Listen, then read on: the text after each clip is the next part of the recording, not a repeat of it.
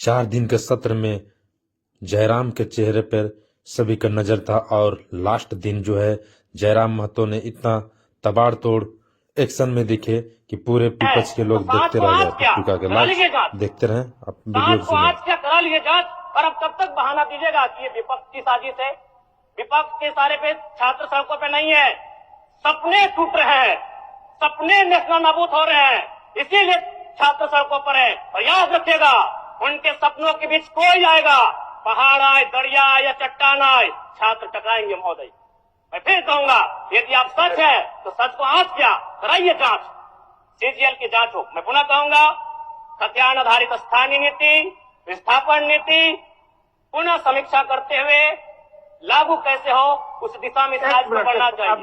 महोदय, यदि वास्तव में मैया सम्मान की राशि 2,500 रुपए सम्मान है, तो मैं चाहूंगा हम लोग एक सार्थक दिशा में बढ़िया महोदय।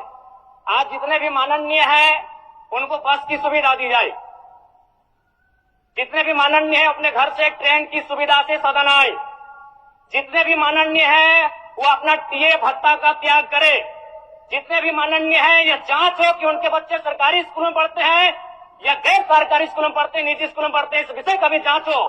अगर उसमें कसौटी में उतरते हैं, हम कहेंगे ये मैया सम्मान योजना है, और नहीं तो इसे केवल और केवल जिस सपने के साथ ये राज्य अलग हुआ था वो सपना कहीं ना कहीं अधूरा होगा महोदय। 2,500 रुपया सम्मान की कसौटी नहीं होगा। सम्मान तभी होता है जब समानता से आता है, समानता है तभी सम्मान है। अगर समानता नहीं है महोदय तो किस सम्मान की आप बात करते हैं?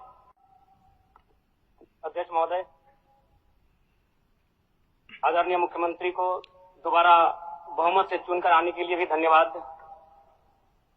माननीय वित्त मंत्री के द्वारा अनुपूरक बजट, द्वितीय अनुपूरक बजट जो 4,833 करोड़ 39 लाख लाया गया है, जबकि यही सरकार ठीक कुछ दिन पूर्व प्रथम अनुपूरक बजट, माफ कीजिएगा, प्रथम अनुपूरक बजट 4,833 करोड़ 39 लाख का लाया गया था, और आज पुनः द्वितीय अनुपूरक बजट जो कि 11,697 करोड़ 45 लाख की राशि लेकर आए हैं।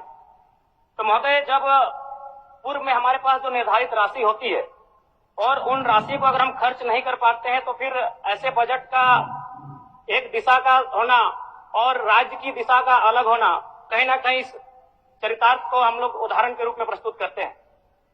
महोदय, बजट की सार्थकता तभी आम व्यक्ति को समझ में आएगी जब एक गांव का सबसे गरीब व्यक्ति, गंगवा की पत्नी गंगिया, अपनी कटरी में बाजार के बजट को रख पाए। आज तमाम माननीयों ने, हमने भी सोचा था कि पक्ष की तरफ से विषय को रखा जाएगा, विपक्ष वाले तर्क को प्रस्तुत करेंगे, और इसी बीच मैं एक नया नवेला युवा सीखने का कार्य करूंगा। लेकिन मैक्सिमम समय इन्होंने दिशाहीन मुद्दों पे रखा। तो मैं, चूंकि मैया सम्मान योजना मूल बिंदु रही, केंद्र बिंदु रही, किसी ने उसे सम्मान कहा, नारियों का सम्मान कहा, महिलाओं का सम्मान कहा, हम लोग भी महिलाओं के सम्मान के पक्षधर हैं। हमारे एक भाई कह रहे थे कि 2,500 रुपए की राशि जब एक स्कूल कॉलेज में पढ़ने वाली बहन को दिया जाएगा तो उससे वो स्कूल कॉलेज कागज, कॉपी, कलम की सामग्री लेगी। मैं कहना चाहूंगा, अगर आप उसे स्कूल कॉलेज जाने से पहले अगर 2,500 रुपए देंगे तो उसे आप निकम्मा और आलसी बनाएंगे।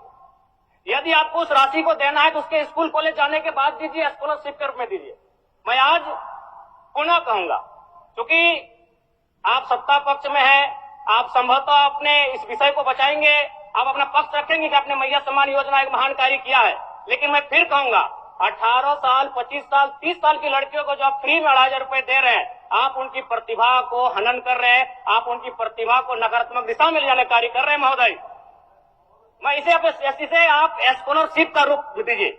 आपको 2,500 रुपए देना है, स्कूल से पहले देंगे ना। मैं कह रहा हूं, मैं भी, मेरी भी सैकड़ों बहनें हैं गांव में, अगर आप स्कूल जाने से पहले 2,500 रुपए उनके हाथ में देंगे, उस पैसे को वह गलत कार्यों में, गलत नहीं कहेंगे, कुछ ऐसे कार्यों में खर्च करेंगी जो लुभावनी हो। स्कूल जाने के बाद, अटेंडेंस के बाद अगर आप देंगे स्कॉलरशिप के रूप में तो वो बहन स्कूल तक जाएगी। दूसरा सवाल और एक महत्वपूर्ण विषय महोदय। एक मिनट माननीय सदस्यगण, सभा की सहमति हो तो सदन की कार्रवाई समाप्त होने तक समय बढ़ाई जाए। बोलिए। अब समाप्त करिए, बोलिए। महोदय, यदि वास्तव में मैया सम्मान की राशि 2500 रुपये सम्मान है, तो मैं चाहूंगा हम लोग एक सार्थक दिशा में बढ़े महोदय। आज जितने भी माननीय हैं उनको बस की सुविधा दी जाए, जितने भी माननीय हैं अपने घर से ट्रेन की सुविधा से सदन आए, जितने भी माननीय हैं वो अपना टीए भत्ता का त्याग करे, जितने भी माननीय हैं यह जांच हो कि उनके बच्चे सरकारी स्कूलों में पढ़ते हैं या गैर सरकारी स्कूलों में पढ़ते हैं, निजी स्कूलों में पढ़ते हैं, इस विषय का भी जांच हो। अगर उसमें अगर कसौटी में उतरते हैं, हम कहेंगे ये मैया सम्मान योजना है, और नहीं तो इसे केवल और केवल जिस सपने के साथ ये राज्य अलग हुआ था वो सपना कहीं ना कहीं अधूरा होगा महोदय। 2500 रुपया सम्मान की कसौटी नहीं होगा। सम्मान तभी होता है जब समानता से आता है, समानता है तभी सम्मान है। अगर समानता नहीं है महोदय तो किस सम्मान की आप बात करते हैं महोदय? मैं पुनः एक चीज कहना चाहूंगा महोदय, 30 सेकंड 45 सेकंड का समय चाहूंगा।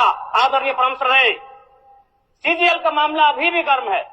यदि सरकार को लग रहा है वो सच्चे हैं तो सांच को आंच क्या करा लीजिए जांच, सांच को आंच क्या करा लीजिए जांच। और अब कब तक बहाना दीजिएगा कि ये विपक्ष की साजिश है?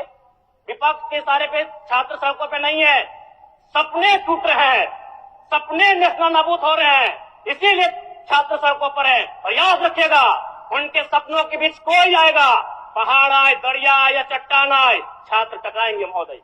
मैं फिर कहूंगा, यदि आप सच है तो सच को आंच क्या कराइए जांच, सीजीएल की जांच हो। मैं पुनः कहूंगा, खतियान आधारित स्थानीय नीति, विस्थापन नीति पुनः समीक्षा करते हुए लागू कैसे हो उस दिशा में राज्य को बढ़ना चाहिए। और महत्वपूर्ण विषय महोदय, मैं ये कहना चाहूंगा, हो गया माननीय जयराम कुमार जी, हो गया। धन्यवाद महोदय। सरकार के